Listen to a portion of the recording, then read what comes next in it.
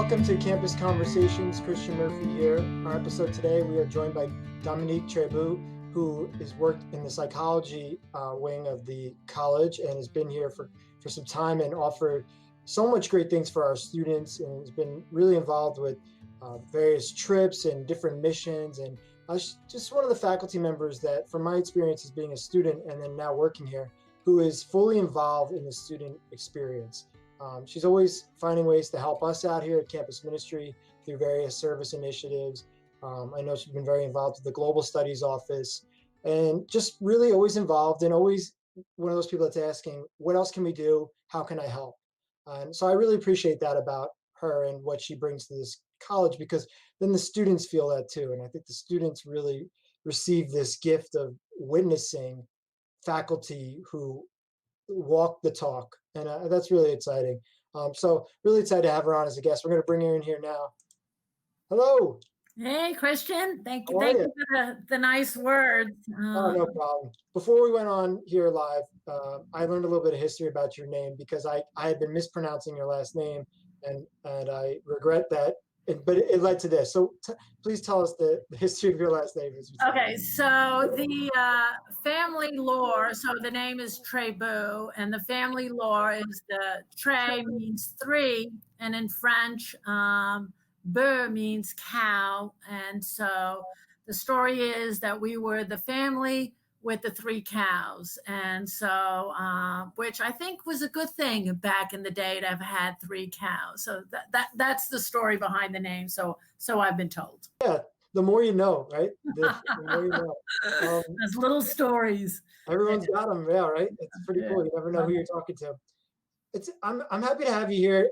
In the opening, I said that you're very involved, and I really mean that. I think that's something that I appreciate about your experience. What are some of the things you've been involved in on campus here that bring you joy and that you're proud of, that maybe students wouldn't know about or they should know about?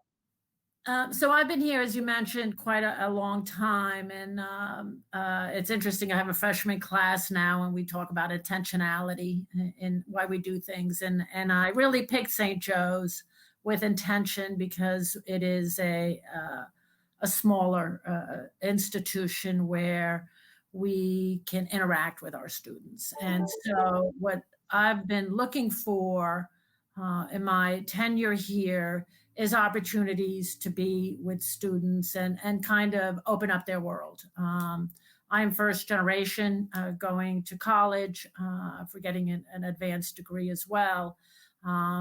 First generation born in the United States, and I really see the difference that I've had versus my own children who've had parents who were more educated. So my father went to school to the age of 12, my mother to the age of 16. And I didn't know a lot. The running joke was I got a PhD, and I had no idea it was a research degree until I got into my PhD program, which worked out great because I love research.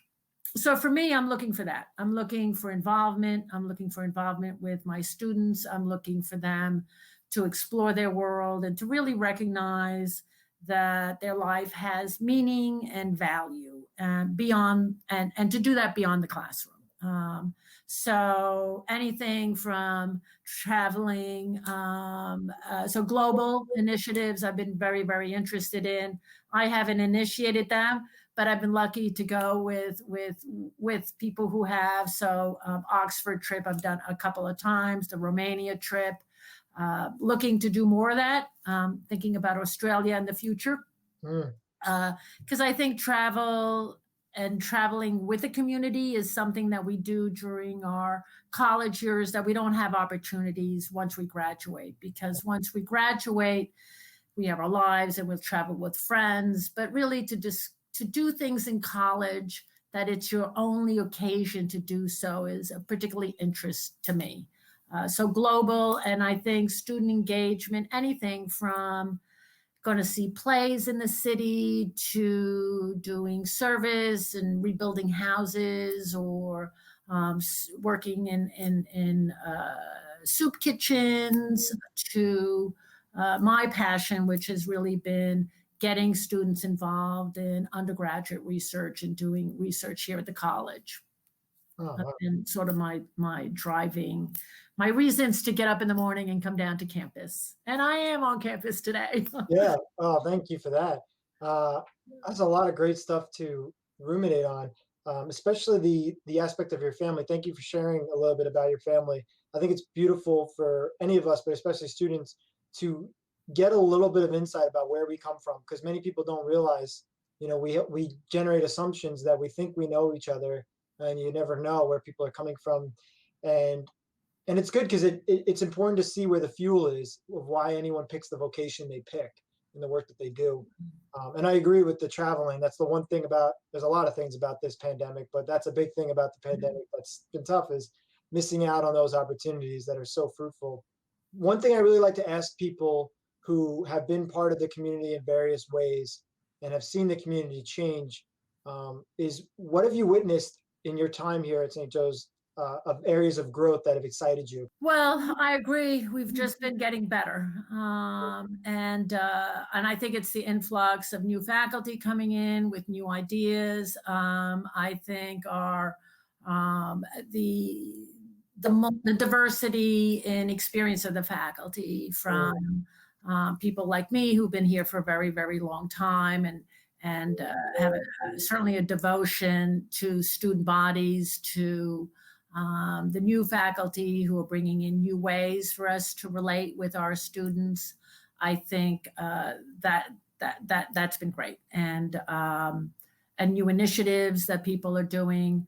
For me, I've seen a really a school that has and still is very much educated to or committed to teacher education, to broadening that out. And we are stronger in so many other aspects and other fields that I think we have an impact on Long Island and further out that is really remarkable, and stand proud of our students and really the kind of people that they are. And they come in good and they leave good and greater, and really, you know, with social responsibility and service. And if it's not that they're doing it today, they're at least it's in their mind and thinking about why we're here, why are we getting an education, what does it matter, what does it matter for beyond the self, to the greater world. you were involved in research. So what does that mean with regards? Because I think I wasn't in very many research driven things. That's stuff I've learned about.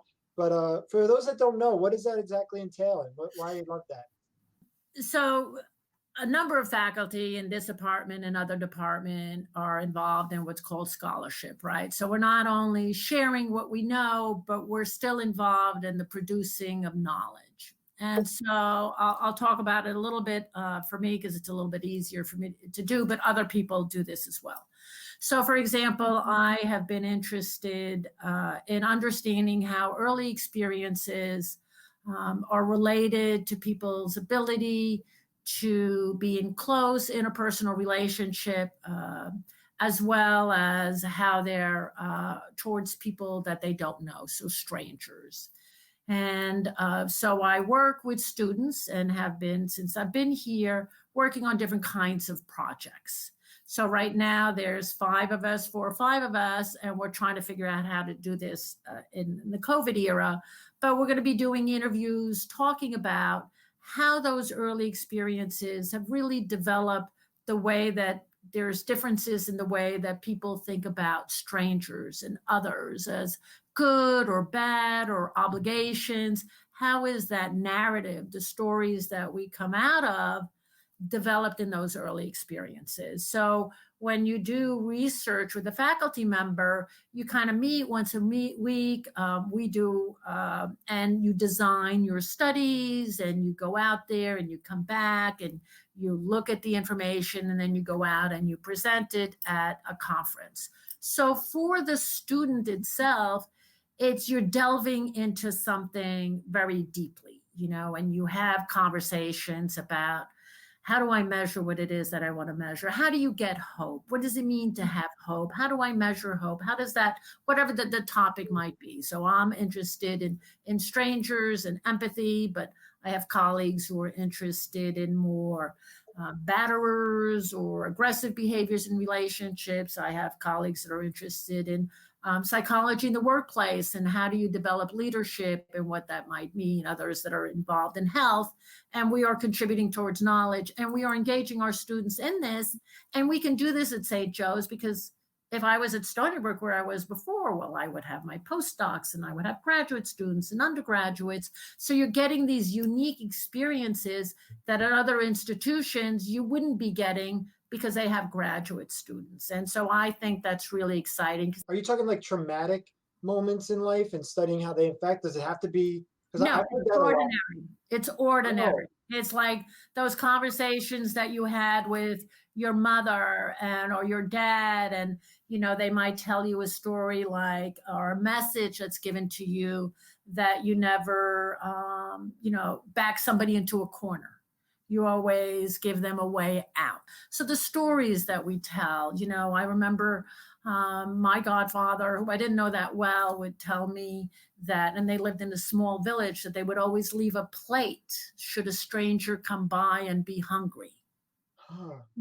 Those are the kinds of things that we're trying to pull out in these interviews, or what are people's experiences where they start understanding, do I let the stranger in or do I let the stranger out? Do I trust? Do I not trust? And of course we need both, but what are the stories that form who we are and how we think about others? And that's what we're working on right now. Can I try one out on you that I think? Yes, would love it. My dad always told me this story when I was young. There's a man on a train and he's got 3 little kids and they're acting incredibly rambunctious and they're running around, they're taking over the whole train car. And the man is just kind of frozen and he's just sitting there. And to the people passing by, he seems like a horrible father. And he's like just this bystander father who, these kids just look like animals, and everyone on the train is sort of talking about it. And they're going, what are we gonna, like, someone's got to say something to this guy. Finally, this one person who's the hero, goes up to him and says, hey man, I don't mean to tell you how to do your job, but like your kids are ridiculous. Like this is a morning commute. Everybody's just trying to get to work.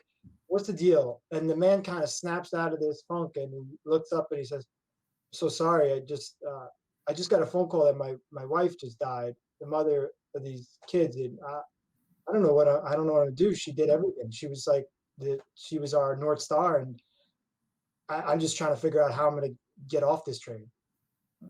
And it was just like, and that was it. And my dad would not finish. That was the end of the story. And he said, just leave it at that. I know. It's like, no, you never know what people are going. You can't judge, right? You can't assume, I guess, is what it. Yeah. No, there's that line. No human should be defined by their worst moment. Yes. Yeah. And it's hard. It's hard to do. It's hard, yeah, and we do it all the time, and now with phones and cameras and stuff, everybody's worst moment is public. Yes. And so the idea of reparation and the idea of, I say one of the worst things about all this social media is, back in the day, you could go to college and reinvent yourself. You could try new things. You could be whoever you wanted to be. And now that's so much more difficult for young people who are supposed to be in an environment to explore, are always tied to their past. And so how do you have opportunities to reinvent yourself, to think about yourself differently when you're always pulled by social media that's also judging you? And so I think there's lots of wonderful things about social media, but I think about college and the college experience, how that has changed, where you're less likely to take risks, where you're, to learn, you have to stumble. And, so I'm a skier. There's a little known fact. But when you learn skiing, they say when you stop falling is when you stop learning. And so we have fewer and fewer opportunities to fall and to learn from those experiences, which are really growth experiences. So we as educators have to figure out how do we give them those opportunities. And I think again, with St. Joe's, because you have this personal contact, you're able to do that. You're able to kind of, oh, come and try this out with me, or let's go to Romania, or of course you can travel, and you can give them those opportunities. And it's interesting to see, how do we get that done now in the virtual world? This is awesome. I really appreciate these words. I appreciate you taking the time to chat with us. What final bow here? What is something that you'd like to leave our community with as we close? A day at a time, a minute at a time. Stay connected. One foot in front of the other. Oh, I One love foot it. in front of Just the other. like the Christmas song, Christmas movie. Thank you so much for joining us. I Thank really you so appreciate much it. for having me. It's been Anytime, it's been anytime. great. Yeah. Good luck with your classes, and Thank we'll you. talk soon. Thank you. You All right, too. that's it for this Campus Conversations. Thanks for watching, and we'll talk to you soon. Okay.